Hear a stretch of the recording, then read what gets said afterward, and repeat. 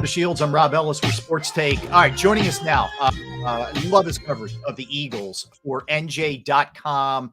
You can follow him on Twitter at CFranklin News, and of course, NJ.com was where you can catch all of his work covering the Birds. Chris Franklin. Morning, Chris. How are you? Oh, you muted, Chris. Muted. There we go. No, it's still muted. Okay. I don't know. Yeah, we still got you. There we go. I got to put myself in a better job to put myself to make sure that the mute's not done. You got to go Andy Reid on us, man. You got to do a better job, Chris. Horrible. Oh, my man, Chris. How you feeling, sir?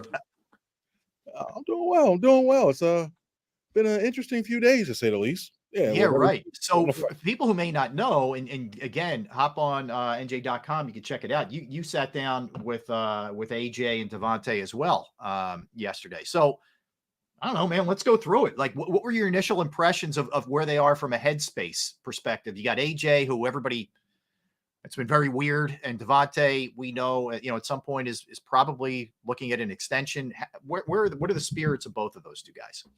Right now, I think they're just reassessing everything. There's a lot going on. The whole with AJ having to deal with the trade stuff that came out of nowhere based off of a poll, and yeah, it's looking like he's like, what's going on? And you have that, and then Devonte, I think you're looking at that. He's looking at potentially like he's going in there. They're all trying to recess. They're trying to get used to Brian Johnson not being there, which it seems like they were still like kind of shocked that it was still that happened. Then look at Kellen Moore, who they haven't really talked to yet and haven't really got a sense of system, but they just want him to, if since the moves were made, hey, just come in and just improve this offense if that's the case. But it looks like they're they're in recovery mode right now. Yeah, it's interesting because the AJ Brown trade speculation, here's where I am with it, Chris. I don't think the Philadelphia Eagles are in any position to trade him this season, maybe not even next season, but I just feel like this team, because they have so much to rebuild, especially on that defensive side of the ball, I think they're weighing all their options and how they can get from point A to point B when it comes to getting that defense back on track. Speak on the distance the Philadelphia Eagles have to travel to at least get this defense to being respectable again. Well, I'll start with the AJ stuff. I don't even think it's even there. I don't even think it's even crossed their minds at the point right now, unless he goes into an office and goes, "Oh, I'm done with this one." I don't think it's not where that. He's always said come that, but the whole road to getting this defense back together. Do we have enough time in the show to talk about? You got as much time as you need, Smith. You got as much time as you need, brother. All right. I look at this. I look at it. I think it's more of a restructure. Like, they don't have to change everything. They don't have to change a lot because it's basically everybody knows it's pretty much the same system with Fangio, and they've been trying to implement it this way. But the two areas they really need to invest in are linebacker and an edge. And the reason why I say edge is now you still have Hassan Reddick, but he's going to command a big salary because of the way he's done. So you're going to have to find a backup for that. And your hope is Nolan Smith. Josh Sweat, he's not too far off from him. He need to get a new deal himself. And then you're always looking for that. You got BG, who's going to be in his final year. So you're going to need to rebuild that edge thing. And I think they need more pressure coming off that edge and for the future, because everybody's getting older. And you don't know if you're going to have the cap space. They really need to do that. And linebacker, we saw what happened in his last two championship games. When I look at the 49ers and I look at the Baltimore Ravens, I look at two teams that had really stellar linebacker play that got them in the position to be in a championship game. When you have the first level of that defense with the defensive line and that third level with top 10 cornerback, still an elite quarterback. Just from what I've seen when he was playing, I still think he's still up that level. Who did you say, Chris? Because we lost you for 1 second. Okay, I say when you look at Darius Slay, I still think he's elite. I really think I still think he's an elite cornerback when it comes to that. Mm-hmm. I still think you have a lot of other pieces in that secondary you can work with. Sidney Brown when he gets the ACLs back. So you just have a void in the middle there. It's so many questions with Kobe Dean's knee, with Van Summer's the only other guy you have right now under contract. And you have, when you look at Zach Cunningham, it looks like he's more he probably is the lead guy to be coming back here. So it's so much. Scheme needs to be better. The pressure has to be better. It's just in that second level for sure has to be a lot better. All right, so let's go there. In your opinion, and how we kind of defended the linebacker thing at that press conference last week, and threw Cunningham's name out there specifically, but also referenced the Super Bowl years when they had good linebacker play. So take Cunningham out for a minute. Yeah, they did have pretty good linebacker play in the Super Bowl years, but they don't now. So how much do you think he'll prioritize that? How much is going to be handed to Nakobe Dean? Like, is he, in your opinion, is he penciled in as a starter, or is he going to have to earn it? I think he's penciled in as a starter, and I think they use one of those first 3 picks on a linebacker, and for first 53. I really think they're going to use one of those in that, because can't go into the same situations you had last year. And when you're looking back on it, how big is that letting go Christian Ellis looking now? Because at least with Ellis, you had he made it was bumpy road, but when he got comfortable, he started to make a few plays. So now you don't have a cost-effective linebacker with you who can flow the holes and plug up gaps. It's big. So I think that we're really looking at next year. Dean's going to be the leader of that defense, calling the plays. And I really see them getting a guy. I know Trotter's name's been thrown out there a lot. There's a couple guys I like as well too. I think one of those second-round picks are really going to go to a linebacker this year. With Vic Fangio coming in, typically he's had pretty solid linebacker play wherever he's been, in order to make his defense work. How much influence do you anticipate Vic Fangio having on the shape of this defense, especially knowing how the Philadelphia Eagles do business? They tend to keep a lot of things close to the vest. How much influence do you think Vic Fangio will have being the first year DC in Philadelphia? I think it's going to be somewhat similar we saw when Jim Johnson was with Andy Reid. I think he garners that much respect. And since he's the grandfather, like he's the guy who built this system, he's going to have I think he's going to have a lot to say in the traits that the guys have. He's going to let the front office do their thing and scout the guys. But when it comes to the traits and influence, and then if it comes to a tie like, hey, who do you think? I think he's going to have a lot to say in what that happens. And he should have, because, you tried this you had 3 straight defensive coordinators the last 3 years. One because guy had coach job, one didn't work. Well, 4 technically. I'm still counting Patricia. I don't care. Yeah, you should. You should that one too. So, hey, that's one of the things. You know what? Do your thing. They're going to turn the offense over that way to Kellen Moore. Fangio, I think, is going to have full run on that defense and have a good say of what happens there. For people who may not be, he's been around forever, Chris, but it's still the same sort of philosophy. Obviously, he's the architect of it, but it's don't give up the big play. Where does he differentiate, I guess, off of what we've seen from Desai and Patricia? How will it look different with him? Obviously, you need players. I get that. But just philosophically, if you had the players, how would he do things different than what we saw? I think you see a lot more better disguising of the way the coverages are. And we all know in the NFL, it all comes down to seconds when it comes to there. And it's basically it's like almost like a car game. Like making sure that quarterback holds the ball 1 extra second so you get your defensive line and they're able to get home. And so I think you'll see a lot more elaborate coverage disguises when it comes to coverages. It's like, give the quarterback, it's coming down. It looks like it's going to be not only man to man, but that match concept. Like, I think it's going to be cover 2 in the back end, and then all of a sudden you see it go single high. You're like, wait, and everything goes helter skelter. So I think you'll see a lot more changes in that aspect. The one thing that they really need to work, and this goes back to the linebacker one, they need somebody in the middle of that field to cover, and because especially when you go back there, and you need communication. So you're relying on young guys who had issues last year with trying to communicate with that match concept, matching up.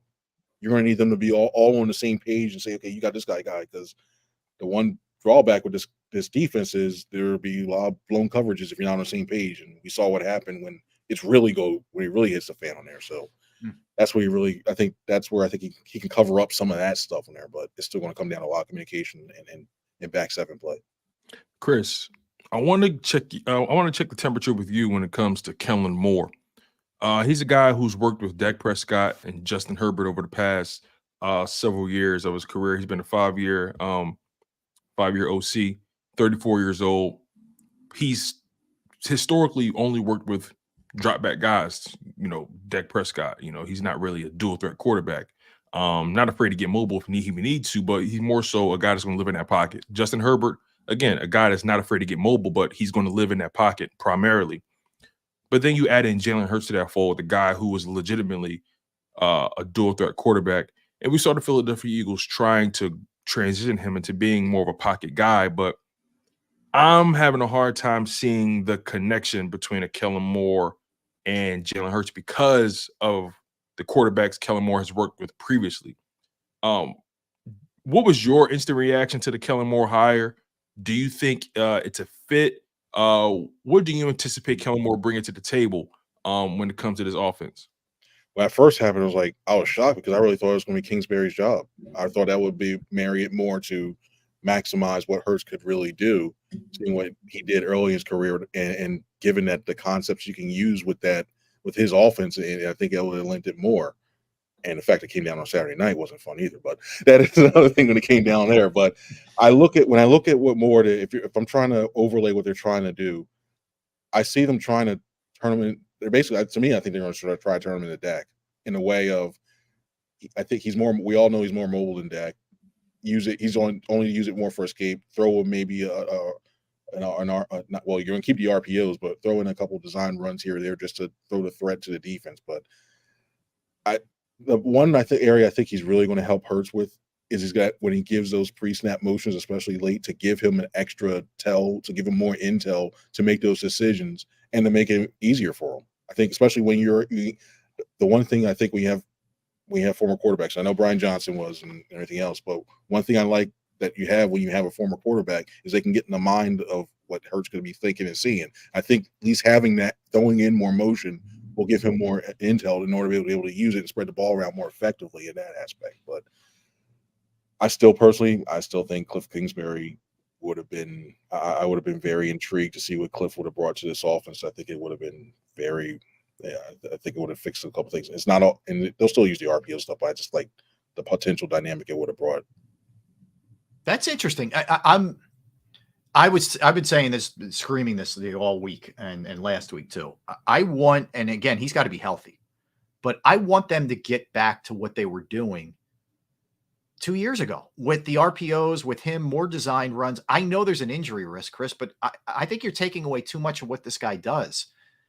Do you think they just view it as it's a $250 million investment and he's never going to run as much as he ran, a couple of years back, or at least by design? Well, I think the RPOs are going to stay. I think the Chargers last year, I think they were top 10. I got to go back and look at my numbers, but I think they were in top 10 RPO usage as well, too. So I think that will still be there in order to do that. Maybe it's tweaked a little bit more where they disguise a little more, so it won't see like, oh, we know this formation's coming, where we saw the second half of the season. Well, we see this formation. Everybody fly the ball this way because we know it's going to come this way. I think we disguise a little bit more. But there's a part of that to it. I mean, over time, he's taking a lot of hits, and it wears on you. You start to get up. It starts to get every morning. Gets up. It gets a little tough to get out of bed and everything. And it's being that you paid so much for him. You don't want to be in the quarterback hunt every year trying to find your franchise guy. You have it already, so you want to do everything you can to maximize that and protect him as you can. But I don't. It's like over time we'll see the design runs go to the thing, and I think the closest thing you can do that is the RPOs, and I think that's what Moore is going to do. Is try to use it more disguised, different formations, and try to maximize that in that aspect and still use it. Another thing that stands out about Kellen Moore, Chris, is, typically his offenses have always fared well against the blitz. And I think that's one of the reasons they brought him in, right? This coaching staff, Jalen Hurts in particular, struggled against the blitz. But Kellen Moore coming in, now I believe, by my estimation, there's no excuse anymore for Jalen Hurts to not be able to respond to the blitz. And I think with Kellen Moore being here, because he has such a proven track record with having top offenses to respond to the blitz, now I believe the onus is on Jalen Hurts to take his game to the next level. We're going to really see who the real problem was. What do you say to that? I think he puts him in a good position to do that. And I will give more of that credit too, because when he was with the Cowboys, they were always really good in red zone efficiency. They were really good in that. And the way that Moore does it, especially the one thing I like is just looking back at tape more and more, they use that bunch formation. They still use the 3 wide receivers, which fits perfectly for what the Eagles want to do. But they use it in the fact they bunch them up and they motion them out to make sure they get a free release so that if you see the blitz coming, it's out and quick. And that's going to be on Hurts to get the ball out quick, not hesitate. Because sometimes you see it, he'll hold the ball a little bit, he'll hesitate a little bit more, and then he'll see the read and gets it out. And then by then, footwork, pressure outs, what have you, is just everything's off kill. So it's one of those things where I think you'll have answers this year to that. And one thing I really want to see is I think one thing that can help and enforce it and help with that blitz, use Devonte Smith in the slot a little bit more because they help him out. That's the one thing that I was looking at the numbers last night when I was writing for a story for today. He's actually pretty effective in there. I want to say he's like near 70-some% catch rate in that slot, And we all know the route technician he does. He can recognize when a blitz is coming. He peel off. He'll get himself in the right position. And you know he's going to catch it. So when you have all that stuff, that adds to that thing. I think that the blitz, there'll be answers there to be able to do that. So I won't be surprised if you see a bunch formation. Maybe you see Smith go in motion out late, go hook up in the middle, and just present himself a target, and that'll back the defense off a couple of times too. Chris, let's go to the defensive backfield. You mentioned Slay. I'm with you. You know, I'm fine with that part of it. Let's hit a couple of these. Bradbury, do you think he's gone despite the cap hit? Will Avonte Maddox be given the job? He can't seem to stay healthy. What do you do with the other safety spot with Blankenship? How would you go about sort of reconstructing the defensive backfield? I'd probably look one thing. We know Rodgers is going to play a role next year. Isaiah Rodgers, who was suspended this year for gambling. Okay. Yep. So I think he's going to play a role, and he can be a decent fit, I think. And I think that also plays a role with some other roster spots, kick return rides, but that's a whole other thing. I look at the way when you do that. I think they asked, and this is speculation. I don't have any inside information on this. I wonder if they asked Bradbury to take a cut. I wonder, or say maybe try a little bit more safety. We just seen him play inside. Maybe they ask him to play a little bit more safety. Maybe they still go out and say, you know what? Maybe it was just a different thing and teach him up and go out with next year. I still think both he and Maddox are back next year. I really do. I think both are there. Whoa. But I also think they draft a cornerback in the first round too. So okay, it'll be a log jam. Still have Keeley and everything. I think it'll be a log jam and some of the other moves, but it will be one of those things where you try him out at safety. He's still got Sidney Brown. He won't that ACL. You know, it's going to take a while. So it happened so late too. Yeah. That was the roughest, like, because you feel bad because you see things were really starting to click, and he was. Imagine him in the Fangio scheme, like, okay, if you want somebody, that's what and I think so. You have a backup, so that's another reason why I think Bradbury's back. But I try him a little bit of safety. I try him a little bit more nickel on the inside, and you do that. I still think both he and Maddox are going to be back. I really do think that. And worst case scenario, you know, you can use Maddox as safety too, because he's has experience with that. So there's options there.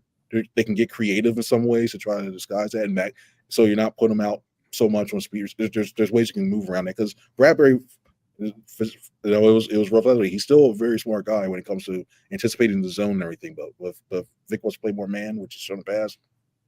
Yeah. So I still think they're going to be back though. But wow, that's that's a tough. I know you're not doing it for the fans, but that is a tough sell, man. A very tough sell. Run it back in that defensive backfield. Jeez, absolutely, that's a huge tough sell. Chris, and that's why I think that first round pick is going to come back. Whoever Kool-Aid McHenry. I mean, I'm not thinking another Alabama guy. Yeah, well, the greatest name ever too. But exactly. the only way they could sell Bradbury coming back is if they draft the corner in the first round. That's the only way they can really sell that. Even then, Chris, real quick. I wanted to talk to you about just the overall roster, because I know we talk about the defense a lot, but the Philadelphia Eagles, I think even fans really are underestimating how much work they really have to do to not only restore the defense, but to restore depth just throughout the roster. I'm looking at the wide receiver room, and I see AJ Brown, Devonte Smith, and then I see a bunch of cardboard cutouts. You know what I'm saying? I just see, Brenton Covey is probably going to be on the roster because of the return factor. But other than that, when it comes to legitimate wide receivers, the Eagles only have two: AJ Brown and Devonte. Everybody else is probably practice squad guys that just jumped onto the roster by the end of the season. And then the tight end room, Dallas Goedert, Grant Calcaterra, can he stay healthy? But other than that, no real tight ends. And then the running back position, Kenny Gainwell, and there's some guy named Lou Nichols III. So I'm trying to understand, what's your perspective on just the overall work they have to do to restore the depth on this team, and how do you think they go about that? Again, they have so much work to do this offseason, and I think this offseason is going to be one of the most pivotal that we've seen in the Howie Roseman era. I think a lot of that's going to be through the draft. I mean, I wouldn't mind signing Brandon Moore out from the Vikings. That's a guy I would love to see in this offense. But you put him in the slot, he could be a slot guy, because right now Quez is a free agent, Julio's a free agent, Olamide's a free agent. You don't know they're coming back. And I look at Moore. He's a guy who would go in as a veteran in a way that you can use him. He's really fast in the middle, because we always know how this offense works a lot better. He can be the guy that you want Quez to be. Stretch the field, and then you let everybody work underneath, and he goes with the deep shot. He had good numbers. He had a good reception percentage when it came to that. And then also, I think when you look at the running backs, you have to bring Swift back. You have to. I'm sorry. I think he could do extremely well in this Kellen Moore scheme. I think he showed effectively he can run the ball. He could catch the ball. He would be used more as a target out the backfield. And he'd be effective because Moore likes to use two back sets a lot. He used to when he was the Cowboys. So that's the way. But a lot of these other ones, when you look at other depth spots, I think you can get it. Look, day 3 for a running back. I think you got a good class. You'd be able to use that. I wouldn't be surprised they draft a wide receiver as well too, a day 3 too, to develop. And so you wanted to go year by year, continuing trying to find, okay, how are we going to piece this together? But they do have a lot of depth issues. And one thing you got to look at as well too, offensive line wise, you got to look at the depth there. Jack Driscoll, he's a free agent. Oh, you don't know what's going to happen too. So you don't know. And you got this line getting older and older. You need some back. You back there. So I think we'll see a youth movement in a way, because we all know that the Jalen contract as it continues to go. They need more cost-effective guys. And with all those comp picks that they have, combined with the ones they own, yeah, I think you'll see it. So, yeah, if I can quickly follow up, Chris, you mentioned DeAndre Swift and they need to bring him back. I would love to have D Swift back. Let me make that clear. But we all know their history with the running back position. And, just to put it in perspective, Miles Sanders, they drafted him. And, the Eagles love their draft picks. They drafted him, developed him, and he had a career year last year. And you know what they did? They let him walk. He ended up signing a 4-year contract in Carolina with an average salary of $6.35 million. I'm looking at DeAndre Swift's estimated market value. It's at $6.7 million per year. I just have a hard time buying into the fact that they're going to invest that money into one guy at the position. Again, help me work through how they make this happen, because again, I have a hard time. That's why you're here, Chris. Help us. Help me. Help us. Help me. Help you. Help the offense. So that one. One thing I do, I probably think it's one of those things where you can do a 2-year deal. You lessen that effect over there. I wouldn't mind seeing doing that. I look at the fact where also you can play the waiting game, because the running is as sad as it seems. You remember 10 years ago, you say running back, oh, you need to pay a lot. I think you can play the waiting game a little bit, because you have all these big name guys on there. Saquon's out there, Derrick Henry's out there. The market is huge for running backs right now. There are a lot. It's bad, especially if you're a guy who's like 3, 4, 5 years. It's bad because you got these big name veterans who've been around, who've done it, and proven it. Got that way too, and then you got all the young guys coming in from college. So you're like, what's going on now too? So I think you can play the waiting game a little bit, and then say, you know what, we'll give you the extra year, but you're going to have to help us out and alleviate the cap on this part. The first year and the second year, you go from that too, or something like that, vice versa. But just to add some perspective, it's Josh Jacobs, Derrick Henry, Saquon Barkley, Tony Pollard, Austin Eckler, Cordell Patterson, Gus Edwards, Ezekiel Elliott, Devin Singletary, Clyde Edwards-Helaire, Swift, Deontay Foreman, Damian Harris. It's J.K. Dobbins. There's some names out there that the Eagles don't have to feel beholden to paying D Swift that number. So maybe because of the oversaturated market, maybe it could work in their favor to bring. I think he plays the field, and then they come back and they probably get him at a lower number, because maybe some of these heavy hitters get, not that anybody's paying a ton to running backs, but they're going to get better money probably than he does. And then when you look at the fact, like if he walks, I look at Devin Singletary as a guy who I'd be intrigued by. And then also, if you want to play your Rashad Penny role to see where he's at, maybe J.K. Dobbins, coming off that injury as well too. Because problem is he's suffered with the injury bug a lot. So you're like, maybe they piecemeal it that way as well too, and say, okay, guys, here's our offense. And you're like, all right, get ready to do it again in 2025. All right, just do it fun. All right, let me ask you. I want to go back to the edges. I agree with you that they're going to have to replenish that, but you have Reddick going in the last year of his deal, and I'm sure he wants to get a bump, right? Even though he didn't have quite the year he had the previous season. What happens there, do you think? Are they going to come to an agreement with him, or does he ride it out in the last year of his deal? And if that's the case, would he potentially want out if they don't extend him? Hey, Rob, throw Sweat in there as well. Sweat's contract, their contract. Yeah, let's go both. Yeah, let's go both, Chris. It's rough, and I don't have any inside info on this, but one thing I think you do is I think they want to wrap him up quick, but I don't know if his number's going to be back. I think they want to wrap him up now, because I really think in this Fangio defense now, as you got him running it, this sack total is going to go up. We know what's going to happen. 43 last year from 70 the year before. Yeah. There's no way to go but up. But also Fangio too. I think they finished third last year in sacks. Miami did. So you got that. You got some more pressure coming that way too. So they're going to try to go on it cheap. I don't know when it comes to Sweat in that one too. I think they would love him back, but You know, I don't know if they're going to get priced out. Sweat to me, I think he's going to get some big money too. So I would be surprised if Hassan, at least, you got a proven guy he's thrown over years and do that. Sweat, gets streaky at times. So he's still good. It's good still defensive, but he gets streaky. So I think overall, to try to get something done with Reddick now and all, because the last thing you want to do is have that distraction going into OTAs and training camp, especially going like, hey, you see this? Because we asked him last year, and we know you see like he's that's one thing I love about Reddick. He's honest and he knows he doesn't want to talk. Okay, he knows like he doesn't want to create action, but he saw what Bosa was getting. He sees what all these guys are getting. And the last thing was like, all right, cool. You want to do this? Just want to ball out and see you later. He's proven he's done it before in the past. So he rolled from Carolina that way. Yeah, and also just to add context to this conversation about those two guys, the market value right now of Hassan Reddick is about the estimated annual salary is about $15.8 million. He's making an average of right now of 15 with Philadelphia already. So the market right now, based on Spot Track, they believe that he's right on par with what he's already making. And then Josh Sweat, his estimated market value is at $21.5 million. Yeah, here's the thing as well too.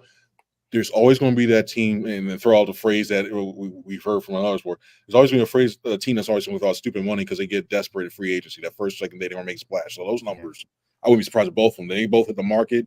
Those numbers are going to be a lot higher. Like I think Reddick, I wouldn't be surprised if Reddick is somewhere in like the 17, 18, maybe 19 range. I mean, because I think when you look at that and Sweat, a little younger, I think he can get something decent too. He's only 26.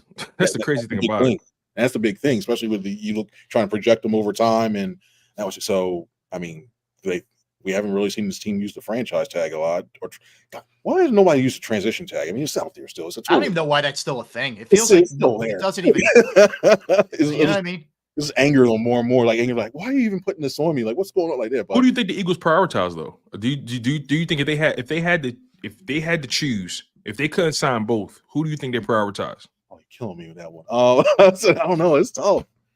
I think you go knowing their past. If you go by off what they've done past, I think Sweat would be the guy. Just because I agree. I think it's the age. That's all. Yeah, I think it's the age. The fact he has that prototypical edge rusher build. He's more versatile, I think, than Hassan. He can play the run better. Obviously, Hassan is just a pure pass rusher. He's dangerous out there. He's a missile, but I will say this: Hassan's really good on stretching out those runs as well too. He doesn't like the one thing that I've seen of anything is I see when I look at Smith, when I look at the Sweat sometimes too. Sometimes they lose the edge. They get like the edge. They're outside free. Next thing you know, they're running, especially with these McVay type schemes, the Shanahan schemes with that end around with the wide receiver, and then goes on the outside. Hassan, he does a decent job. The one thing I wish sometimes like he throttled down a little bit more, but it's almost like taking like you want your attack guys to just go straight quarterback. I understand that when it comes to this switch to the edge, but they're both on par when it comes to running. They're both it's just tough. I think the reason why we get Sweat is I think just because of the age factor itself, but it's production. Last one for me, Chris, and thanks for the time, man. As always, yeah, for sure. We appreciate you, Chris. Didn't really get in too much into Nick Sirianni and your estimation. I know he was somewhat of a CEO because he wasn't calling the plays necessarily, certainly on game day, but the role's a little bit different for him now that he's out of the scheming it up as much during the week, which will be Kellen Moore's job. How do you think he'll transition? How do you think he'll handle that role? That's a big question mark for a lot of people. I'm not going to disrespect him and do what do you do think? Because I think there's a lot that goes on, but how do you think he'll handle that role? I think it'll be adjustment, especially if Moore has the whole entire say on that offense, because he'll still throw what he sees in there. It's like, hey, I see this team does this, this, and this. All right, I'd recommend that, but I don't think it'll be one of those things where no, we're doing this, we're doing this, screen this. I think it'll be adjustment for him, and for a guy who went from play calling to still having some say to it to now just basically being the overhead, it's rough. It's a little thing, but it's one of those things. It's what happens when you lose 6 or 7. That's what happens when you get bounced down the wild card round and fighting to proving that, hey, I'm coming back. So it'll be an adjustment, but I think overall, seeing what I've seen from Nick beforehand, especially from that first season to where he is now, I think he can be able to handle it. He's going with whatever is going so far, and then I think he'll still do a decent job in terms of that. Definitely. Tone, did you have one last one? Yeah, final one for me when it comes to Nick Sirianni. They bring in Kellen Moore to run the offense. You guys said it. He went from calling the play. Nick Sirianni went from calling the plays to not calling the plays, and then he was just creating the game plan. Now he has no say over his offense. It just seems to be a trickle down effect, and he's losing power by the season. The next step clearly is losing the job. But again, I'm curious to know. Can you speak on the dynamic between Nick Sirianni and Kellen Moore, knowing Nick Sirianni's situation? And do you think he's essentially a lame duck head coach at this point? I wouldn't say he's a lame duck. I've always said he's a lame duck because one of those things where if they go, say, 10, 11-5 to win the division, get to the second round, it's like I don't foresee him as a lame duck coach yet. I'll put it that way. Yet. I think it's one of the ways he still has influence where the players still respect him in that aspect.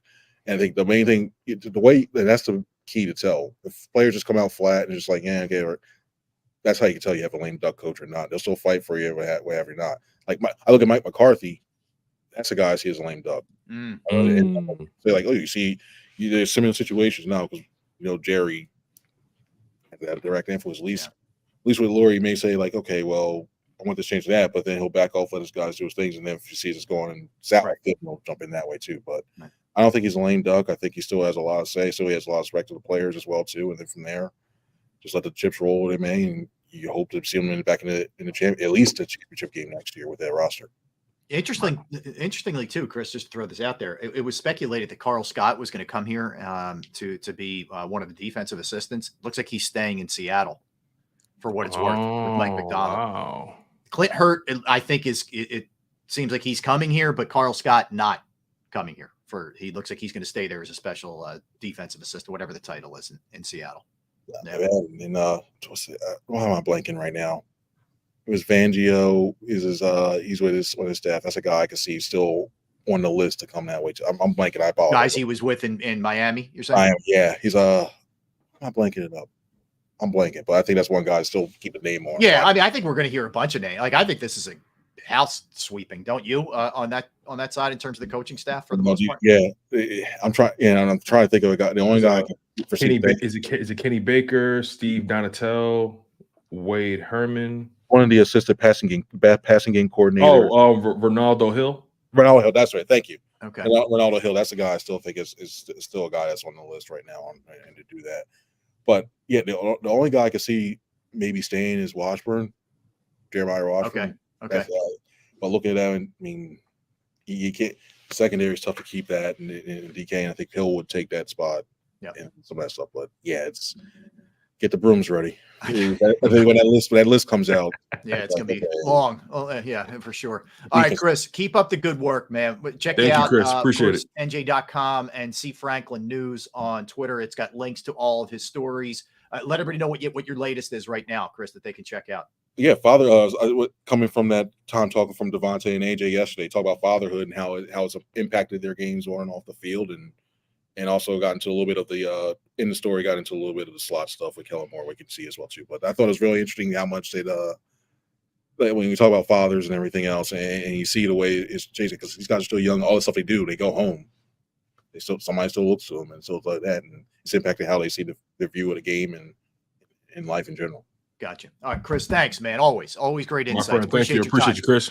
Thank you guys very much. Y'all have a good one now. All right, Chris. Likewise. Take care, man. All right, let's get a timeout here, Tone, and let's come back and we're going to look at the job that Howie Roseman has in front of him. Now, we touched on some of this stuff, but we're going to really get into detail here. He's got 2 new coordinators. He's got to figure out, if Sirianni is that guy, how they get Hurts back to being elite, making over this roster, defensive changes. Just generally, he has bounce back seasons, but you can't just assume that. So let's get into all those kind of things when we come back. Don't go anywhere. Tone DeShields, Rob Ellis with you on this Thursday. All right, let's talk about Jim Murray and Principal Financial Group because knowing who to trust with your finances is critical. I'm right there in the front of the line. But I can tell you from personal experience that someone I trust is Jim Murray and Principal Financial Group, whether it's retirement planning, 401k review, insurance review. You might have a small business. You're trying to get your employee benefits off the ground. That's another resource that Jim can help you with. I have entrusted my IRA, my 401k rollers with Jim, and I couldn't be any happier. You will be too. Give him a call, 610 610-996-4751. 610-996-4751. You can also email him, Murray, MURRAY.Jim@principal.com. That's Murray.Jim@principal.com.